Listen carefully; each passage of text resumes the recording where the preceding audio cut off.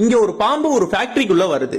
அது தரையில ஊர்ந்து போயிட்டு இருக்கும் போது அங்க கீழே கிடக்கிற ரம்பத்துல லேசா உரசிட்டு போனனால அது இந்த பாம்போட உடம்ப கிழிச்சிருது. உடனே அந்த பாம்பும் இந்த ரம்பத்தை ஒரு எதிரியா நினைச்சு அந்த ரம்பத்தை கடிக்க போய் இதோட வாயில அடிபட்டுருது. அதனால கோவத்தோட உச்சிக்கே போன அந்த பாம்பு அந்த ரம்பத்தை நெருக்கியே கொண்டுடலாம்னு நினைச்சு தன்னுடைய முழு பலத்தையும் கொண்டு அந்த ரம்பத்தை இறுக்கி அந்த ரம்பத்தை சுத்த ஆரம்பிக்குது. இந்த பாம்பு எவ்வளவு கோவத்தோட அந்த ரம்பத்தை சுத்த ஆரம்பிக்குதோ அதனால அதோட உடம்பு முழுவதும் காயம் ஏற்பட்டு கடைசியில் அந்த பாம்பு இறந்தே போயிருது. அந்த முதல் காயம் ஏற்பட்டப்பவே இது ஒதுங்கி போயிருந்தா தன்னுடைய உயிரையாச்சு காப்பாத்தி இருக்கும். இந்த கதையோட மாறல் என்னன்னா, நம்ம வாழ்க்கையில வர கோவம் பிரச்சனைகள் கட்டுப்படுத்த முடியாத ஒரு கோவத்தால எல்லாத்தையும் இழந்து அந்த கோவத்தால பாதிப்பு அவங்கள விட நமக்கு தான் அதிகமா இருக்கும். எப்பவுமே ஒரு வாழ்க்கையில நிறைய சூழ்நிலைகளையும் அவமானங்களையும் மன்னிச்சு கடந்து போறதுதான் நல்லது. வாழ்றது ஒரு வாழ்க்கை. சந்தோஷமா இருங்க, கோவப்படாதீங்க, பணிவா பேசுங்க. கோவம் என்னைக்குமே ஒரு சொல்யூஷனே தராது. அமைதியா இருந்து பாருங்க, நிதானமா யோசிங்க,